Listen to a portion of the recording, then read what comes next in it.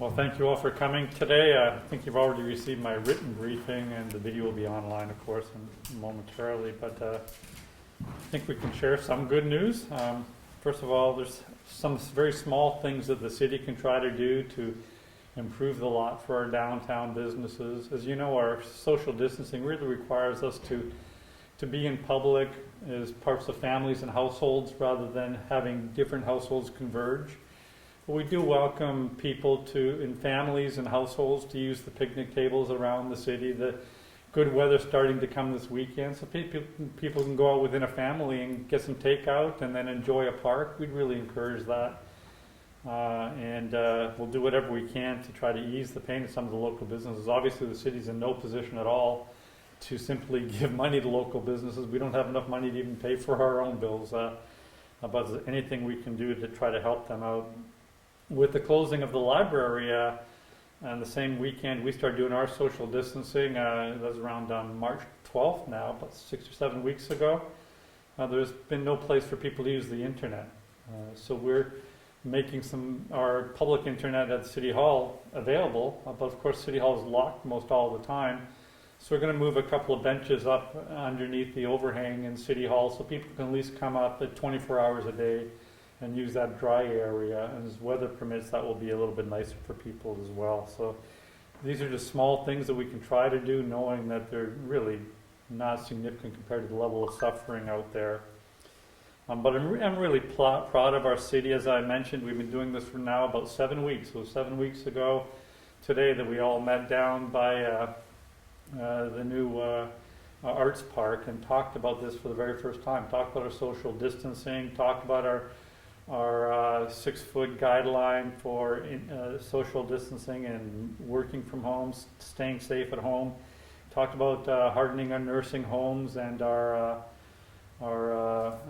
rec center, our crate center being closed, library being closed. And that was all actually well before anybody else in the state was doing those things. And because of that, I'm really proud that we've got one of the lowest infection rates in the state. We moved from the worst third of all counties to the best quarter of all counties, and that's a real dramatic change.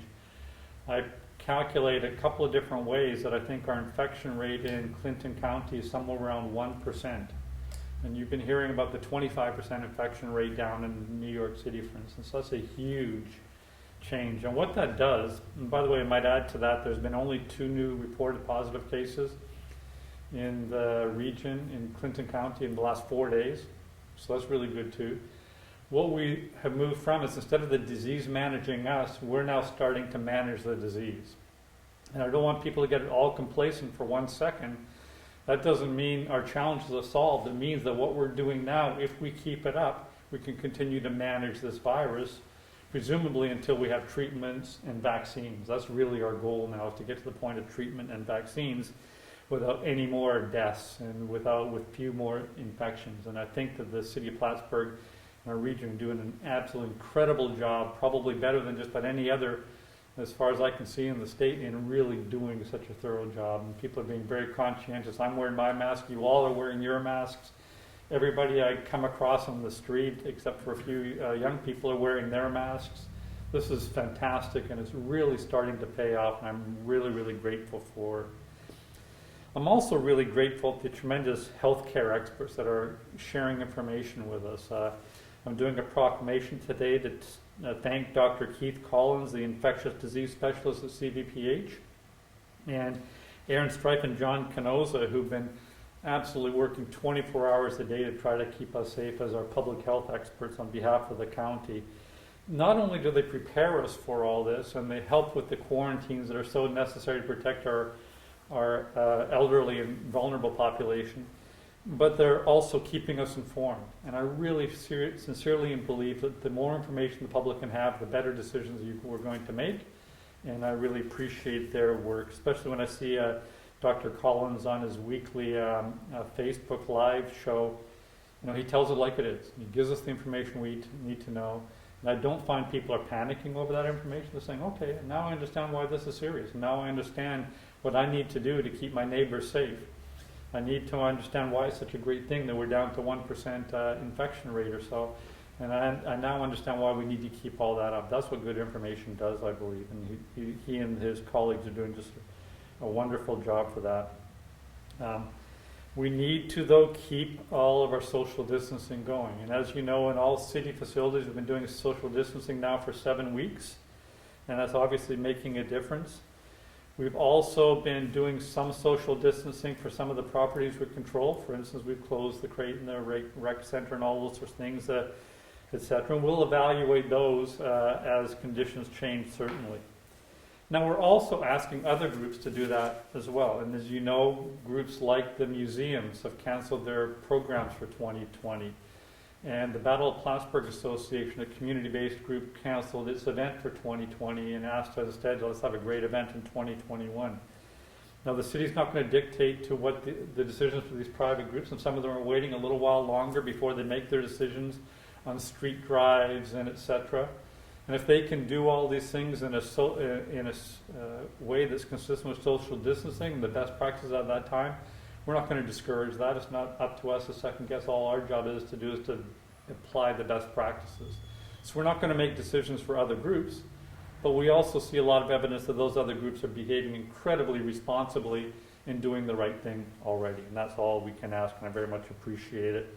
And I'm sure the governor or the Common Council, perhaps, as conditions change, will be either relaxing or perhaps strengthening, if there is a second wave, some of these premises in the future.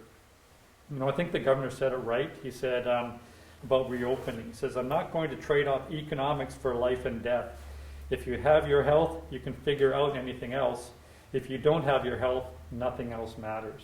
So we need to be really smart as we reopen. And I think we've demonstrated we're capable of doing that. So I mentioned Clinton County Health Department now reports 64 positive cases. That's just one more in the last day, and only 2 more in the last 4 days. At this point, there's only 12 active cases in the county of county residents. What a huge turnaround. Works out to the only 8.8 people per thousand of population, which is less than half of what Glens Falls has, what Watertown has, what St. Lawrence County have. So we need to get that testing up, but you also now heard that they're doing some testing, drive-up testing at the hospital, and they're also, since we talked last, the government has talked about using the vast network of 5,000 independent pharmacies to start doing testing there. He's already begun that by Saturday in 5 counties. We're not one of those 5 counties yet, and we're also not one of the 5 counties that's allowed to take on additional patients at the hospital for elective surgeries yet, but I'm sure we'll be one of those counties very soon, and that's really exciting, and obviously it's something that's been very important for people. The state of New York is still the hot spot around the entire world. As you've probably been reading, the U.S. Cases have now exceeded the million person mark, as we predicted last week, and has now more than almost 62,000 deaths at this moment. And as you recall, the White House was talking about an estimate of 60,000 deaths in total. We've already surpassed that, obviously. We've got a ways to go. They've upped their limit to first 67, I think most recently 72, but I estimate we're going to blow through that within the next week or so as well. So obviously some areas of the country, they're starting to reduce their load, like we're starting to see in New York State, but other areas of the country are still increasing. Ohio's in the increase. Indiana, Kentucky are all on the increase as well. So we obviously need to maintain vigilance, because it's not all about one region. When we live in the United States, where people can freely travel, any state's disease is every state's disease eventually. So we need to continue to keep working on that. And as you've also been reading, the world is now over 3 million cases with about 229,000 deaths this morning. So we're going to continue on with this. But one more parallel, by the way, I'd like to establish between Dr. Collins, I call him our local Dr. Fauci. Tells it like it is, because it's really good advice. And I really appreciate what he's doing for us.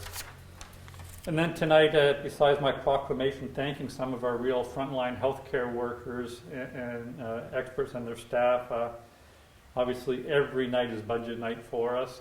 We've heard more news from New York about pending cuts. As you may know, one of the biggest sources of revenues for a city is something called aid and incentives to municipalities.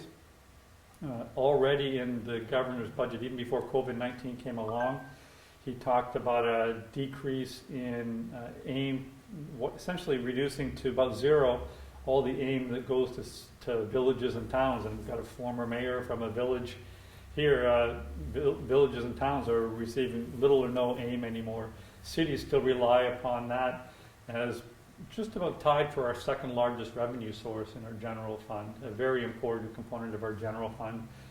And they're now talking about cutbacks to AIM in the order of 20% or so. When we did our initial modeling, we were still hoping it would be 10%. Of course, since then, the governor has released a revision to his budget estimating a shortfall of $10 to $15 billion this year and $60 to $64 billion, if I recall, over the next 4 years. So he obviously expects budget's going to worsen. And he says one of the only places I can pay for it is out of transfers to other entities like AIM. So we're starting to revise our budget knowing that it could get worse unless it gets better through some sort of act of Congress. But we also start to see all the wranglings in Congress right now.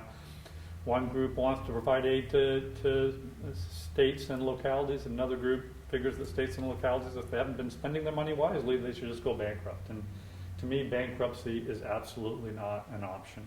We're going to continue to work hard to save the city because we believe there's a real value proposition here in the services we provide, and the first responders doing such a great job right now in the coronavirus crisis, and in the very inexpensive electricity that would be lost if we lost our franchise. So we're working incredibly hard under the assumption that we need to save this city.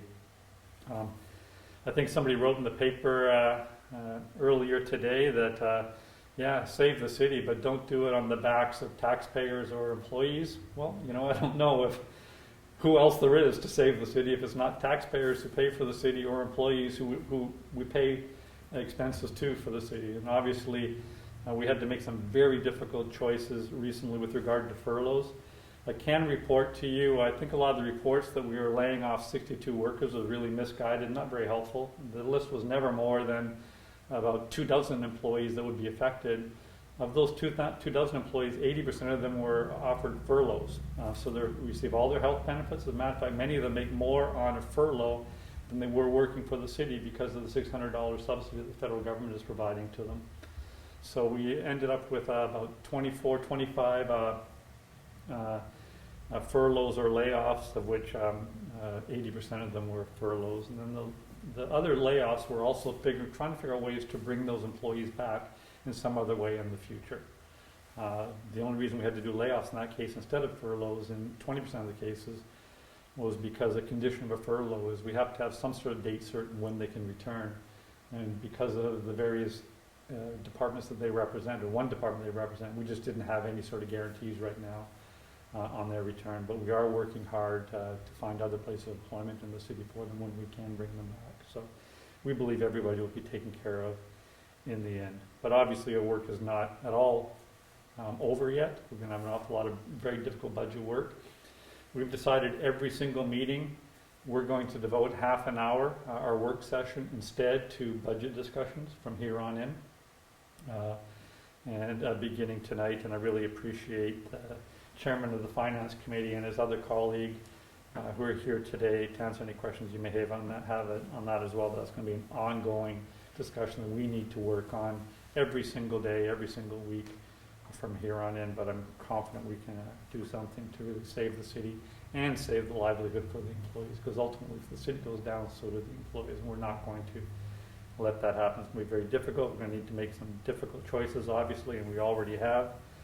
And we'll remain hopeful about funding from the federal government.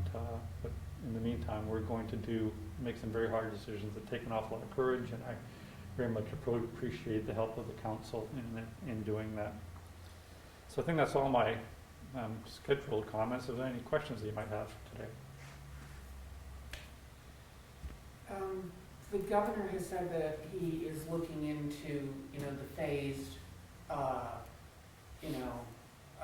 bringing back industry and things like that in a phase in. Mm-hmm. And I know that you're part of the task force at the county is going to be looking at that.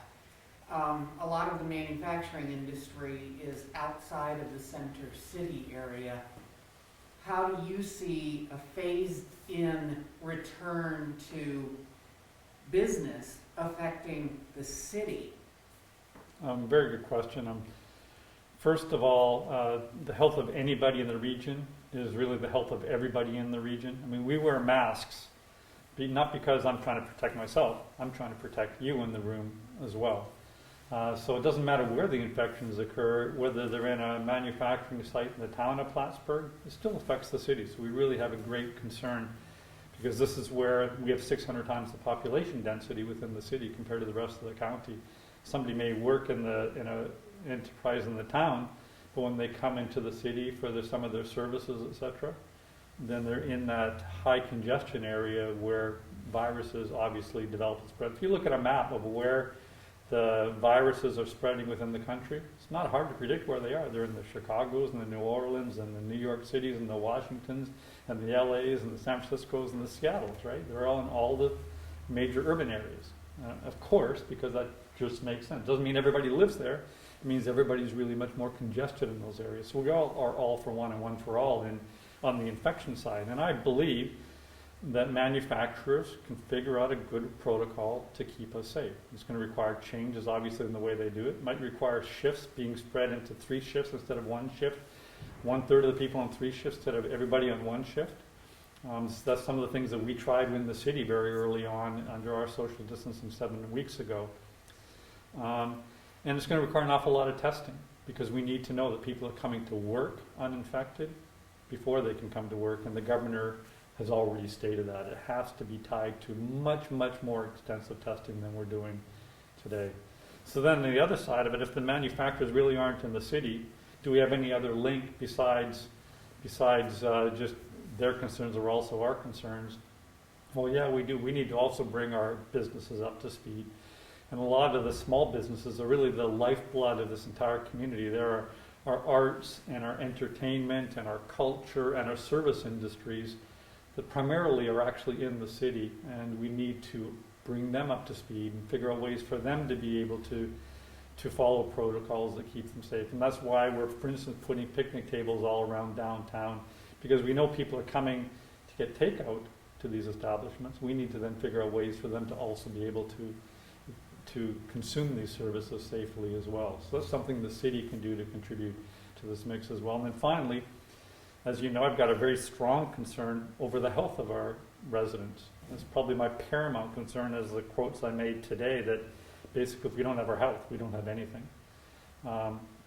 So if we're going to do something collectively, and we know that there's an increased responsibility on our city residents because of the congestion here and because of how many times people cross paths here compared to anywhere else, that's an added reason why the city really needs to have a voice, so we can amplify that to our residents and tell them the extraordinary measures that we really need them to keep up with, even if they are still in one of those industries that are staying at home. We still all got a responsibility.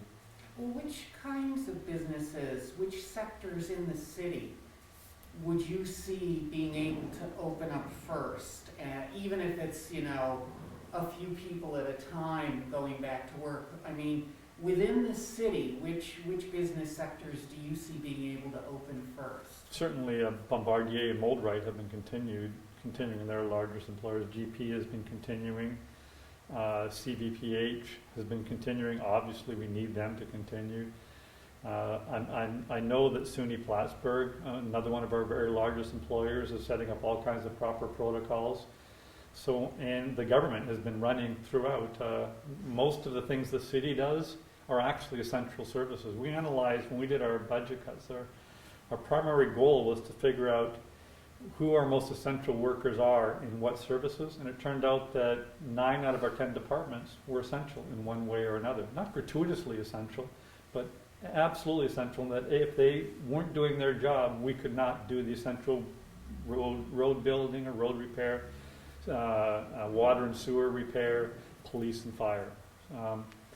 So government is pretty much essential. County government had obviously a lot more leeway to lay off or furlough, 6 or 8 times more people than we did, because they do a number of services that are probably not as directly related to water and sewer and infrastructure as we do.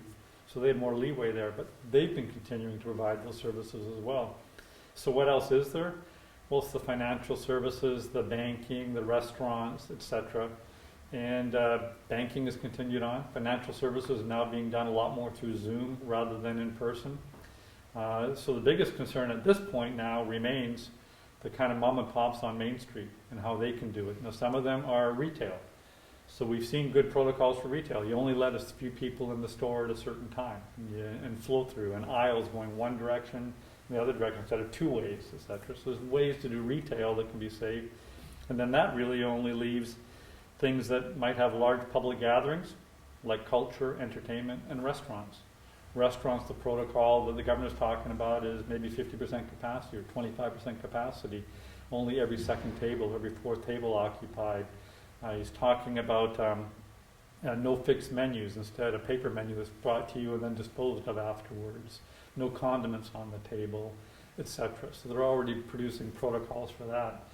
And then so that really leaves the kind of events and large gathering space kinds of activities like bars and concerts and all that sort of stuff.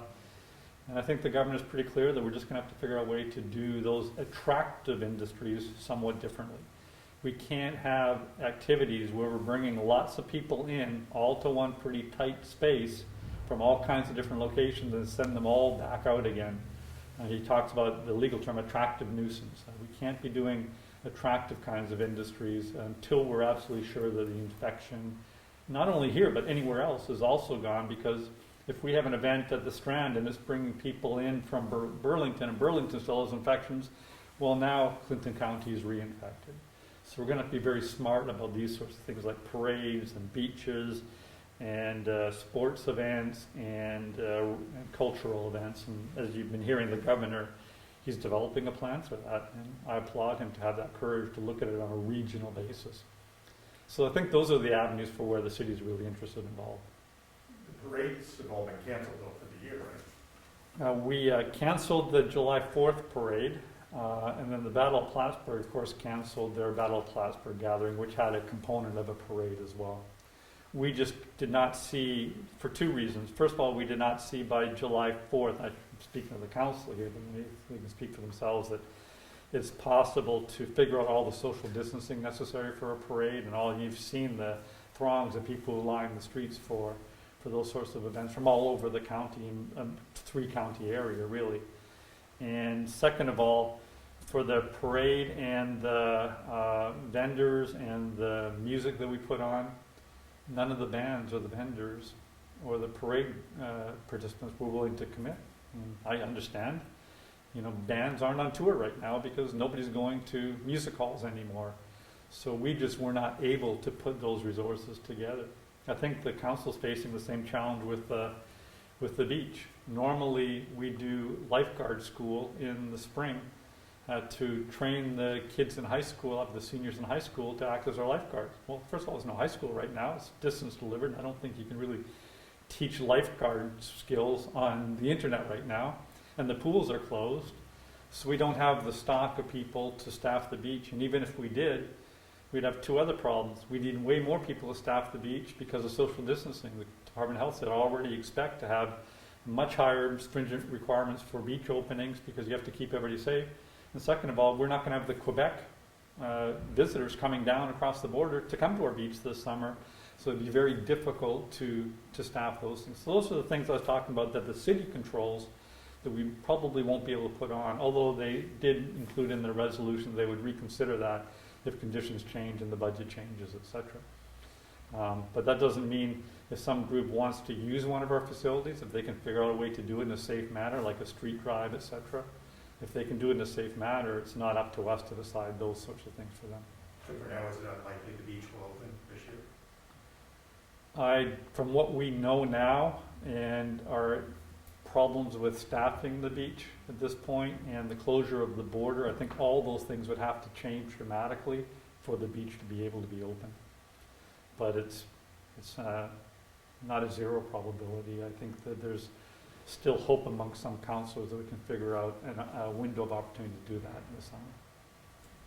Can you talk about the proposals to open up the farmers market, when it's expected, what it entails, how it's going to work once it is open?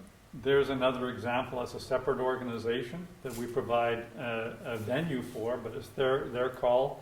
There are protocols that Ag and Markets has provided to the farmers market, and the farmers market believes that they can fit into those protocols to be able to open. They've had to adjust the way they're going to do business somewhat, but they're confident they can do that. And again, that's their call, so long as they're following all the required practices of the city and the governor's office. We encourage that sort of thing. And remember, they're also an essential service industry as well. They're providing for fresh food for our residents too. So are they gonna be opening on the 30th? Is that gonna be? Of May, I believe so. I believe that's the date they're still aiming for. And, the Russell Brand apartments, they're set to reopen, they're coming out of quarantine soon. Can you talk about how that process Yeah. works? Both apartments, Lakeview and Russell Barnard, are coming out of quarantine. And that's really, really good news. There's a 2-week quarantine for both, and doesn't mean we need to let our guard down with that. We had a big scare about another elderly building earlier this week, but I don't think it turned out to be a positive case there. And just this afternoon it was reported that there's been a positive case at Meadowbrook, which is another big concern for us. As you know, the City of Plattsburgh really houses most all the elderly facilities for the region. And one of my concerns in the case of Meadowbrook, it was a staffer, not an employee or not a resident. So we're just hoping that none of the residents have become infected. But one of my concerns, as I talked about last week, is people who work on one nursing facility that may be infected, and then also work at another nursing facility, and they're bringing those infections into the nursing facility. That's the vulnerability of the nursing facilities. If you could keep that population locked down, they're going to be safe. But if people are moving in and out of those facilities, that's where the disease is coming in. So that gives me great pause for concern, because obviously that population is by far and away the most vulnerable. So are they gonna be tested or anything before the quarantine's lifted, or is it just gonna be lifted and go back to normal? Or? Well, you know, since we talked last, I've been calling for a relaxation of the testing protocol. The testing protocol had been, because of a shortage of tests, the hospital had been using tests only for triage for the people who are coming to the hospital, so they can figure out which ward you're going to put. Are you COVID positive or not? And since then, since we talked last, they've relaxed that, and they're actually having a drive-in clinic that anybody who is showing symptoms or have a doctor's order can be tested now. And presumably they have enough tests now to also prescriptively go and test people like at the nursing homes. If you're in a nursing home in quarantine, they didn't test you before because they said, well, you're going to be here for 14 days anyway. Why use a test up on you? But I have heard that the hospital now has 12 or 1,300 new tests. There's only been about, 500 tests administered in the entire county up till now. So they've got way more tests than we used to. And we're now going to be seeing tests through our pharmacies, et cetera, as the governor promised sometime in the future. So I'm really hoping that we can start doing just as you said. When there's a building that's quarantined, or if there's a threat at one of our buildings, go in and test everybody right off the bat, and then test everybody who's coming into that building on an ongoing basis. When we talk about bringing back workers, one of the protocols is test every worker as they come to work every day.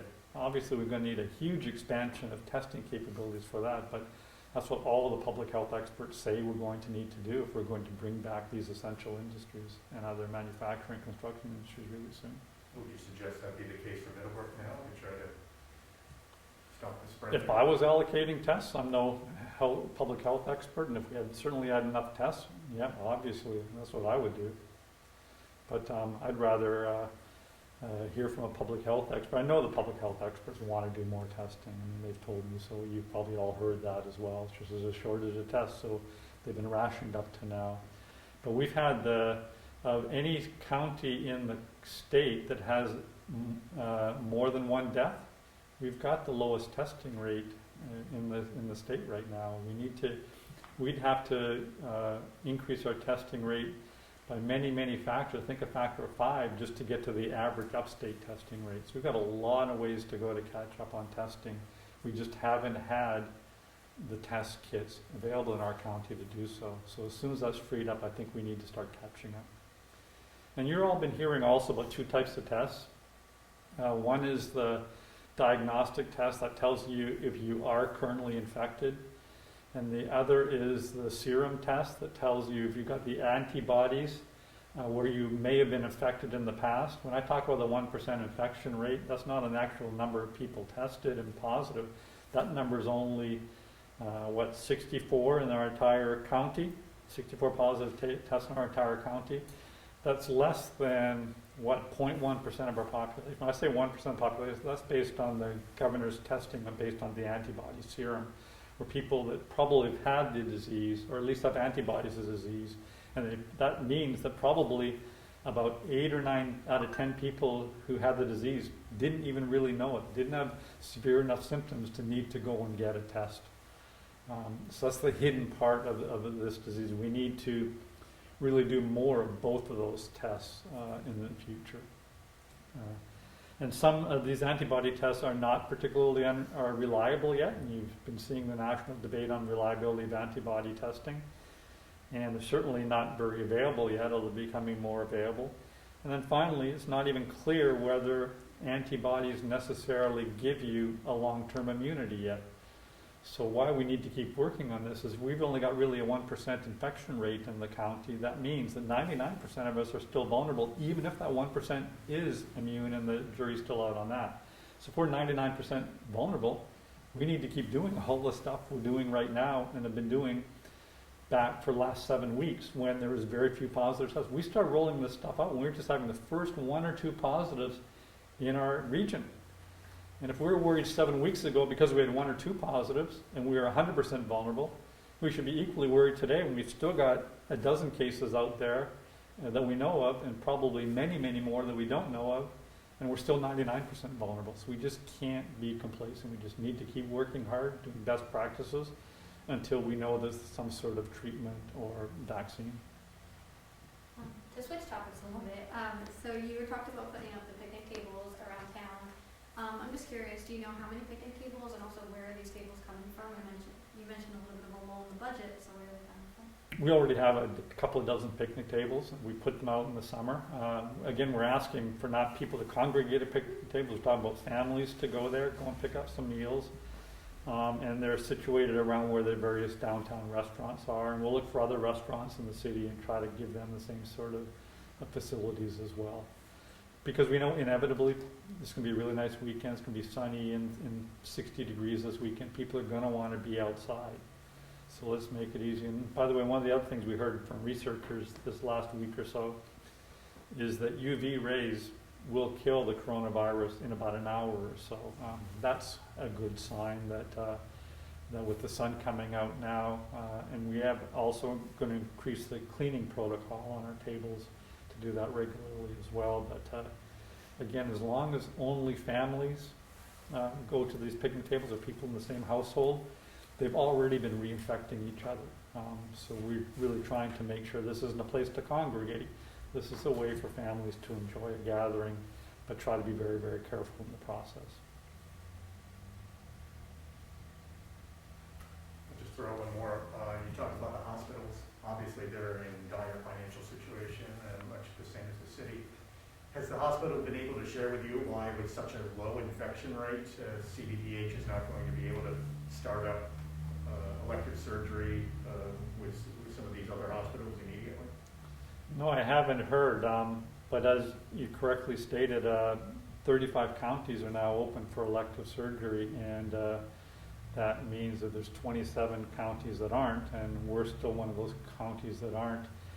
From what the governor was saying in his press conference today, what I believe he's addressing is a criteria for how much surge capacity than an ICU or a hospital would have. I think our hospital has quite a bit of capacity outside of the ICU wards, but their ICU ward is still full up enough that if they need to go up another 50% or so, they just wouldn't have that surplus quite yet. So I think that part is holding back the entire hospital. I'm hopeful, though, that can be remedied very quickly and our hospital will be back on the list, because you're right, at this point, I don't know the furlough or layoffs that have occurred in the hospital here, but I know Glens Falls Hospital had 320 layoffs, and that's really severe. And then you add that to the 180 or so people that were laid off in our county buildings, for instance. Now you got 500 people potentially in the city of Glens Falls, and our hospital are similar in any way. 500 people laid off. Now, fortunately, they're furloughed typically, so they come with full income. As a matter of fact, many of them make more on furloughs than not. But still, you can imagine that lack of spending, that lack of revenue for the hospital, that dire budget situation at the hospital or the college or the city, obviously is going to cause a lot of other decisions to be made that are going to prolong this recession for quite some time. So it is very concerning. We all want everybody to be able to get back to as close to a new normal as they can, as quickly as they can.